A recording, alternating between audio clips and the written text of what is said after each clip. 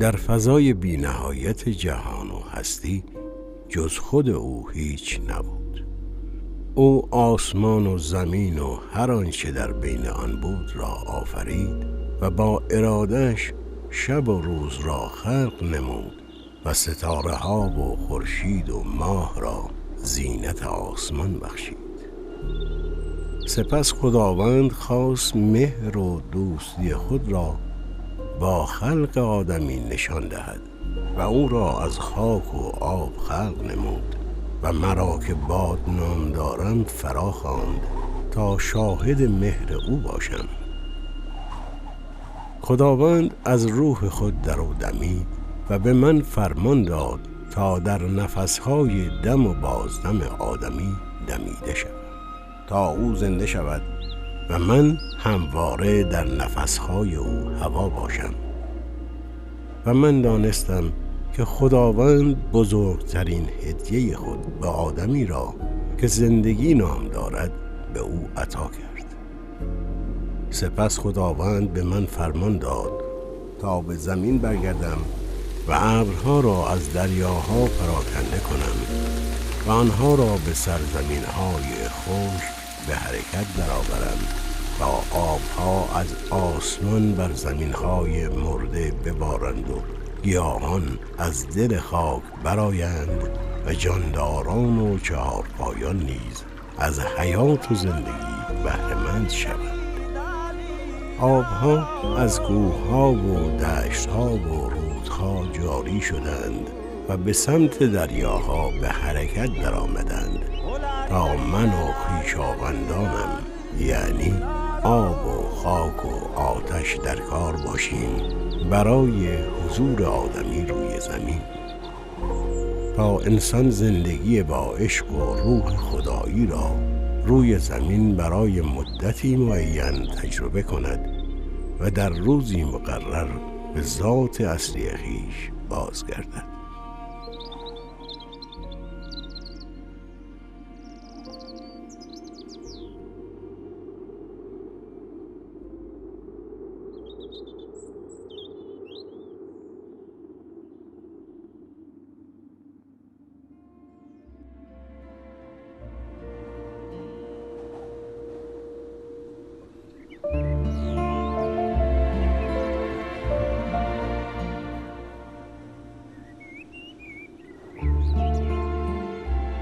ندای آسمان همراه من به سوی زمین و آدمیان آن دمیده می شود که زمین را بگستردم و در آن کوههای عظیم برنهادم و از آن هر گیاه و جاندار متناسب و موافق حکمت و عنایت خودم برویاندم و خلق کردم.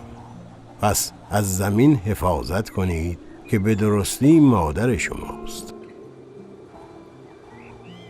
آب که مایه حیاته. ما وقتی چشمه دایر شد دره میشه، دره شد رودخونه میشه، رودخونه برمیگرده به دریا. آب دورورش آبادی میشه. حالا اون آبادی خیلی چیزا مفهوم داره. ما انسان ها، حیوانات، گیاه ها از این آب تغذیه میکنن. خاک، این خاکه که رزق و روزی ما را داره به ما هدیه میده. ما روش کار میکنیم، اون به ما هدیه میده. آب و خاک از هم جدا نیستن، پس در نتیجه اونا مکمل هم هستن و از همدیگه بهره میبرن و ما هستیم که استفاده های معقول رو باید از این آب و خاک درست انجام بدیم.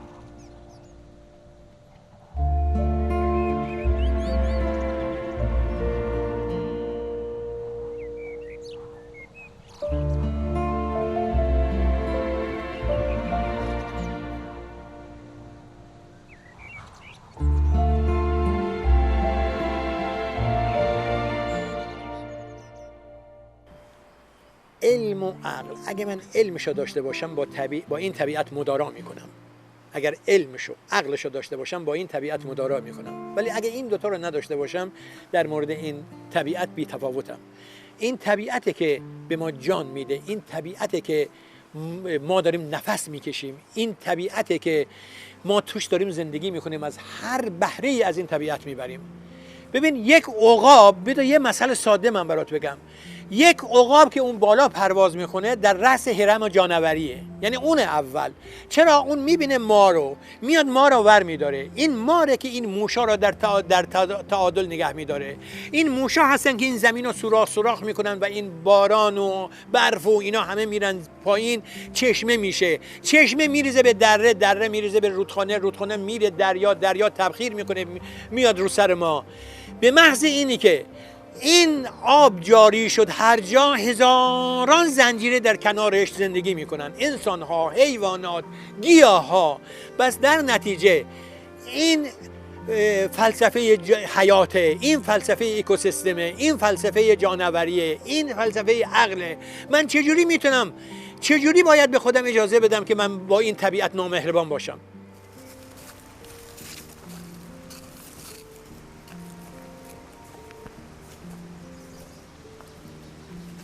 من چون اصلا بچه روستا هستم و بچه جنگلم و اون موقع ما گاودار بودیم، البته هم کشاورز بودیم و هم گاودار. از اونجایی که چون مادر نداشتم، پدر بزرگم منو به دست گالش میداد. گالش کسی که گاوداری میکنه. منو سپرده بود دست گالش. گالش به اقتضای سن منو گذاشته بود دم در گوساله ها که گوساله ها را دونه دونه صدا میزدم به اسم مادرشون، میرفتن مادرشون شیر میخوردن و مادرشون رو میدوشوندن. همه گوساله ها در 12 تا گوساله رو دونه به دونه با اسامی میفرستادم پیش مادراشون. مثلا میگفتم خندله خندله، میومد میرفت پیش خندله. میگفتم رشگلو رشگلو، بچه رشگلو میرفت. پرگلو پرگلو میرفت. مانگیلا مانگیلا میرفت. همین اسامی های خیلی خاص. اما یکیشون خیلی هم زیبا بود، مادر نداشت. این مادر نداشت، این گالش ما با لوله آفتابه تو گلوش شیر میریخت و بعداً اون موقع یه جنگلبان سیاری بود براش پستانک آورد. تا اینکه یه روزی یه آقایی با داد و فریاد اومد گفت شما بی انصافین، شما علین، شما قاتلین، مادرش اونجا داره ناله میکنه، شما بچه رو اینجا نگه داشتین. البته اون بچه زخمی بود، ما با پرمنگنات زخماش هم میشستیم، اون گالشمان زخماش میشست.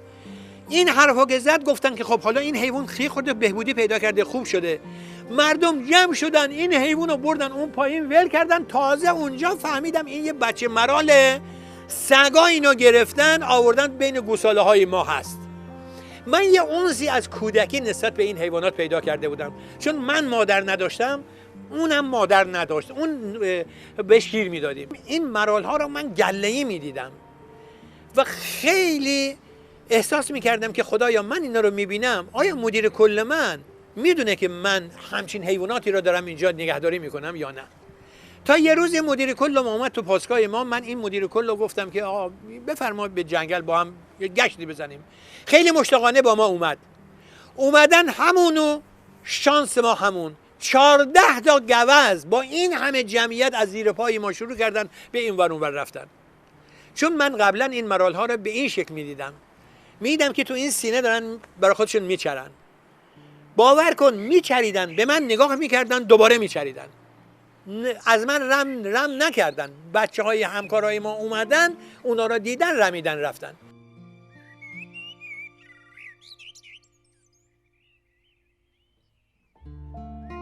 من باد هستم و در سیر و سیاحت سرزمین‌های شمالی و جنوبی بر شما انسان‌ها و جانداران و گیاهان در حال وزیدن هستم. من هم که خود قسمتی از طبیعت هستم، میدانم به شکلی خلق شده ایم که در خدمت انسان باشیم و نیازهای او را برطرف کنیم. باشد که شکرگزاری کند هنگامی که در آسایش است و بیندیشد به هنگام سختی. ما همه 4 عنصر در سایه پدر خورشید و در خدمت مادر زمین به بندگی خداوند می‌کوشیم تا آدمیان ببینند که همه چیز در جهان بر پایه نظم و تعادل استوار گردیده و هر چیزی به اندازه و لازم آفریده شده است و همه جانداران و گیاهان و موجودات به همدیگر وابسته‌اند.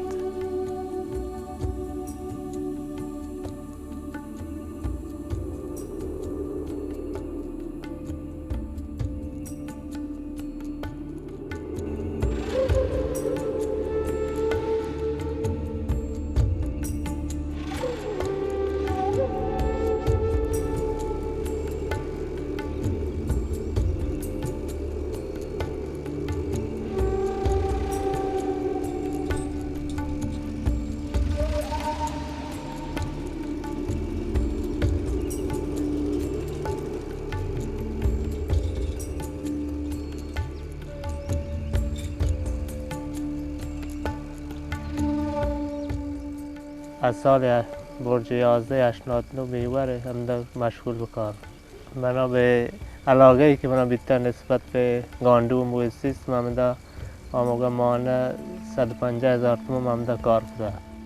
تابستان مانه تعطیل بی ادامه کنم موسیست گونم گرام گشته زنیا اینجا من علاقه هستی که مزن بو موسیمانی ادامه صوب سرکم من علاقه ها که گاندوان بیام ورق بدون بعدشم آیات واش کامل بسنباله طبیعتا اگر ما طبیعتا مسنباله مثلا آشکال بریچین توی گاندوان توکا یه ورم مریض بان ده ما مریض بین و یه میران پدا بی آپی پیدا بی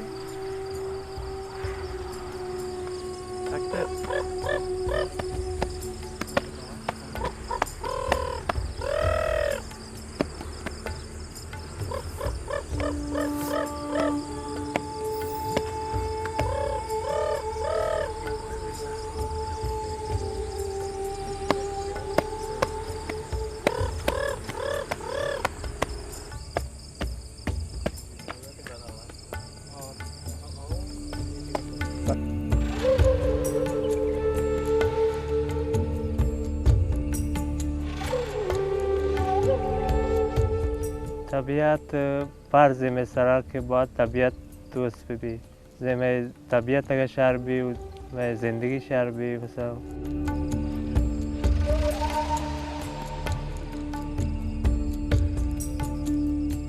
گاندو نماد زیست محیطی بلوچستانه که تنها جایی که کشور ما میگه هسته بلوچستان منطقه سرباز و چابار و دشتیاری و مردم منطقه نسبت به گاندو خوشبختانه یک دیدگاه خاصی هست که اگر گاندو این منطقه ما بی کمابی حاکم بید بعد گاندوان که تو وقتی طبیعت تو اکانشان بعضی موقع پیش کهتین که چه کورا در بباین یا باقی برن رستا برای به دلایلی مایان گرین تو زندگیری کنی بر اساس شرایط گاندو یا هدکای نگهداری کنی یا مدت یا دوباره تو برکای دیگه راسازی کنی یا تعدادی هم ثابت نشان تخمگذاری کنه سالی یک بار تخمگذاری کنه بین 10 تا 30 تا تخم که بعد از 70 روز تبدیل به جوجه با جوجهانی که دنیای شما دوباره جایان جدا کنید یا جای جداگانه مخصوص نوزاد اودا نگهداری کنید.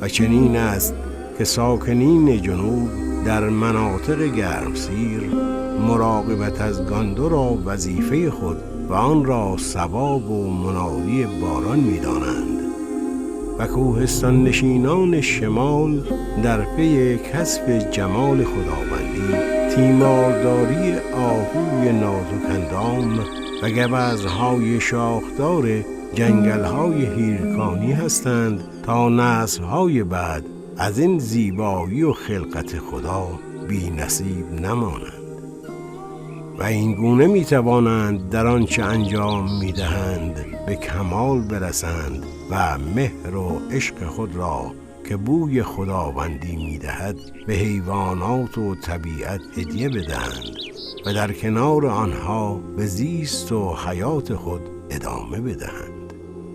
عشق محبتی بی حد است که در هستی جاری می شود و هر موجودی از آن بهره‌ای دارد.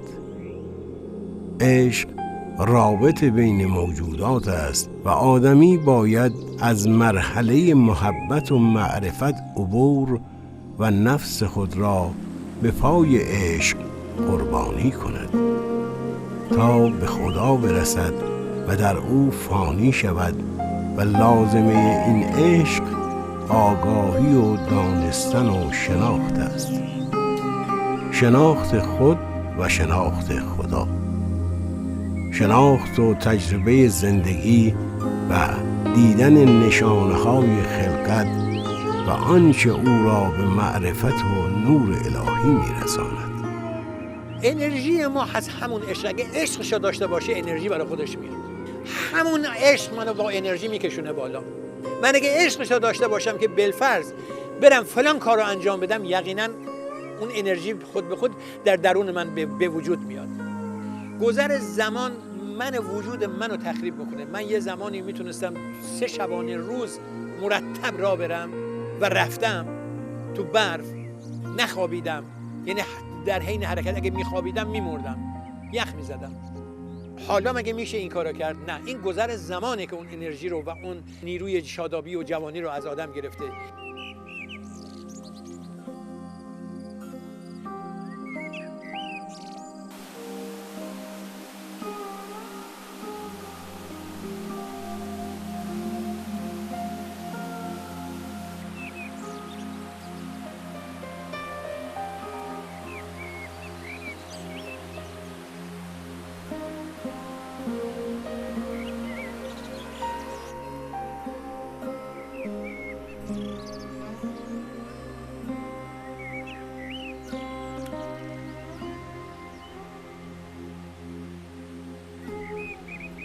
شیرین ترین لحظه هامون زایش شوکا بود.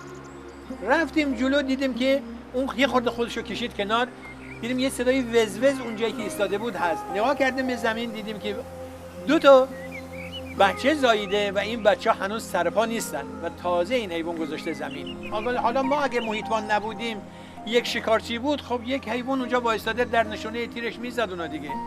آخر عاقبت شکارچی به درد نمیخوره، با امراضهای مختلف اینا میمیرن، زجکش میشن. تفاوت است میان راه راست رفتن و درست راه رفتن. تفاوت است میان کسی که خواب است و کسی که خود را به خواب زده. زمین که خانه و مادر شما جانداران و انسان هاست، سالیان درازی است، رنجور و خسته است و نفسهایش به شماره افتاده از بیمهری و ظلم بشر به خود، به زمین، به طبیعت و محیطی که در آن زیست می کند. وای بر آن روزی که زمین خشمگین شود و آنچه در دل دارد بیرون بریزد.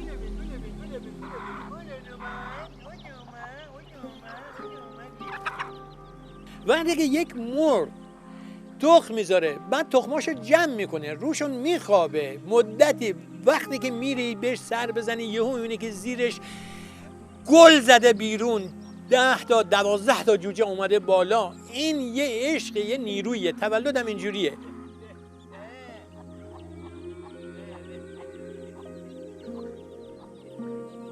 تنها چیزی که ما میتونیم از حیوانات و از طبیعت محافظت بکنیم فقط آگاه سازی، فقط رفتن علم به بالاست. فقط از زیر بنا باید از مدرسه شروع بشه. نسل ما باور کن هنوز اصلاح نشدیم. این نسل باید بره، نسل بعدی بیاد با حیوانات، با طبیعت مهربون باشن.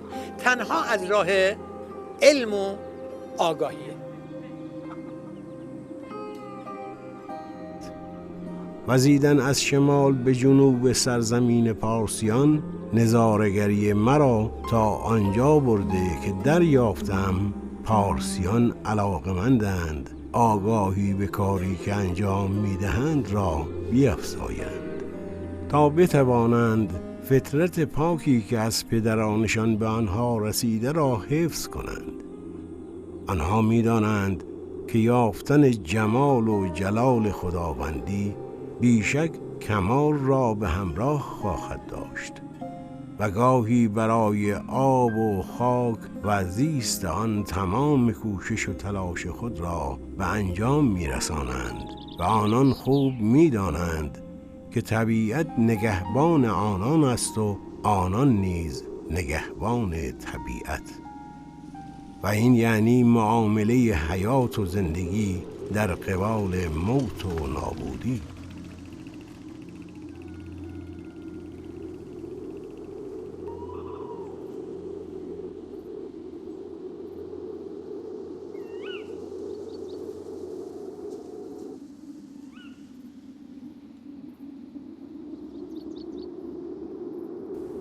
زمانی که شیبت آواز کنه گوتی همکارم دو روز یک بار، سه روز یک بار، بعد در مرغابی سر جنه بند کافی منطقه هستم که گشت مرغابی هستیم و روستا مردم گشت مرغابی هاشان مواظبت کنه. هر موقع مثل شکارچی چیه بیاته یا روستا فوری زنگ جنه محیط چیز تمام کنه که شان دوباره ما میل این کارا بکنن. خدا را شکر مردم ها نسبت به حیات وحش و مرغابی دوستی باز هسته. این بزنی گپی همه واسه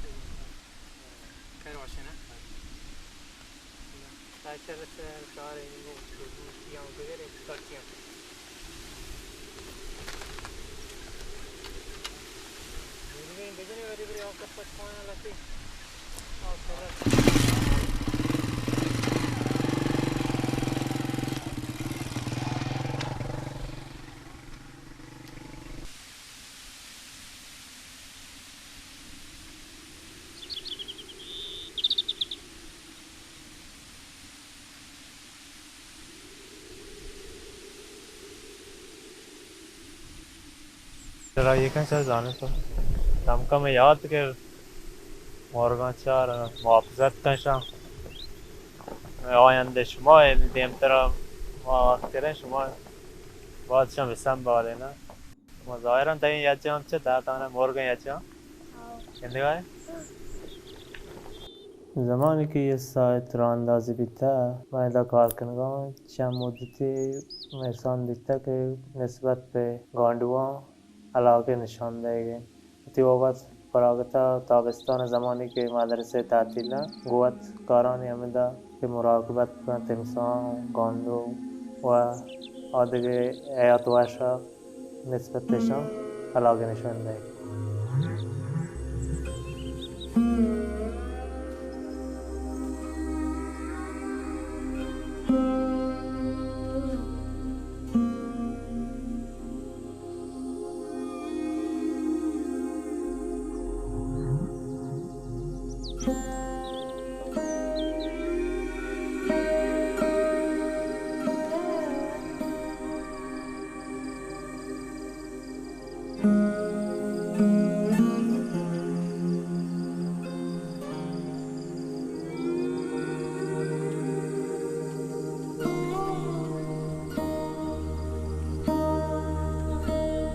مویسیس چو تمیزه چو توضیح بده که حیوان اذیت مکنه، جوک مجنه، سنگ مجنه، شکار مکنه، مروه آو مجنه، بزکوی مجنه، مروه شکار مکنه، شرنه میں وطو واسطہ نقصیں اللہ نعمتاں اگم آشان چی بجنی اللہ بھی آپی پیدا کن.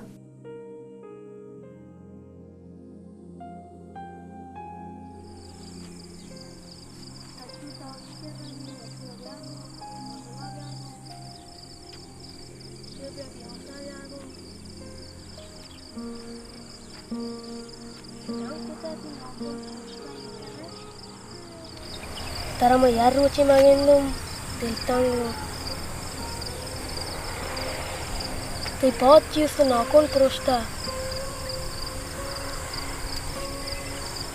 Tato ची बीता दा साक मची परेशान है तेरा ची बीता मरते आएगा ताऊडन है आएगा मन को लोगा रे नगा वरे शुद्धी पे रे लोगा नगा वरे रे तारे दा तो मेरे को तू मजारा जा रे लोगा नगा वरे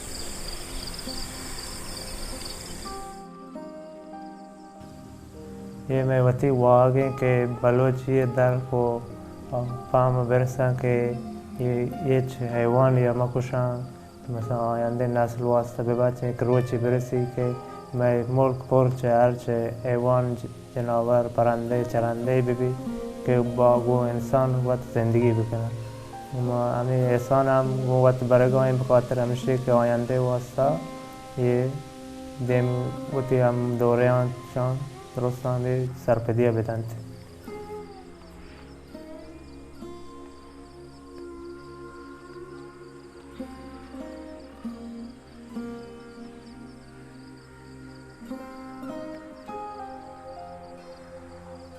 خدا را شکر یه کشتن گاندو مشم ملکا نبیتا باز ما شکر گزاره که ما مردم نسبت به گاندو یک اعتقاد شرعی دارن دیگه کشتار نبیتا یعنی که گاندو اگر هسته میں ملک پر آب بھی اگر نبی بی آبی حاکم بیتے تا امی الان که من گپ کنم تا یک موردی هم گزارش نبیتا که پگست کشته که چرا بر اساس تصادف جاده و یه تلفات بیتا ولی کشته گست گاندو تا بار گزارش نبیتا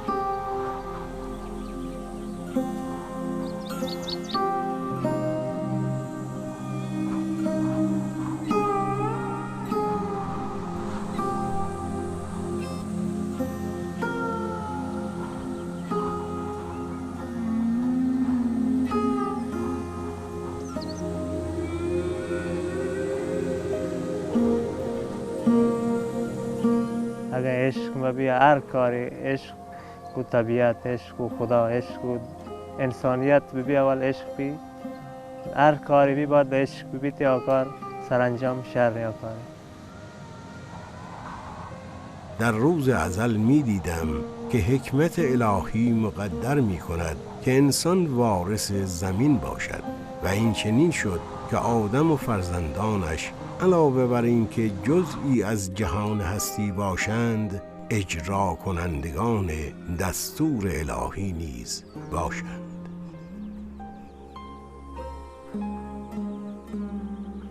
و جان واه و جان واه لیون و بده بدابا و جان واه و جان واه لیون و بده بدابا خرامه پاره پاره بلبلون هزاره کلا نرم مواجنم کلا دل بیقراره بشم بندون بگردم برم کومون بگردم برم علاله بچینم و جان و لیبون و بده بدابا و جان و لیبون و بده بدابا. زمین عنصری با شعور تلقی شد که گنجینه اسرار الهی باشد و گواهی برقرار گردید که روز رستاخیز زمین از اختیار خود سخن بگوید به آنچه که خداوند به آن وحی نموده است و اسرار پنهان خود را نشان دهد که آن روز در نزد پروردگار آسمان و زمین محفوظ است. من در وزش‌هایم از شمال تا جنوب و از سرزمین‌های سبز تا خشک انسان‌هایی را ستایش می‌کنم که مراقبت و محافظت از جانداران و گیاهان و طبیعت بر ایشان همچون مراقبت و نگهبانی از خانواده و بچه‌هایشان است و آنان خوب می‌دانند که میراث زمین همین زیبایی‌های خلقت است، از گونه‌های جانوری و گیاهی و تعادل و چرخه زیست که انسان به آن وابسته است و اگر این چرخه از بین برود انسان نیز از بین خواهد رفت.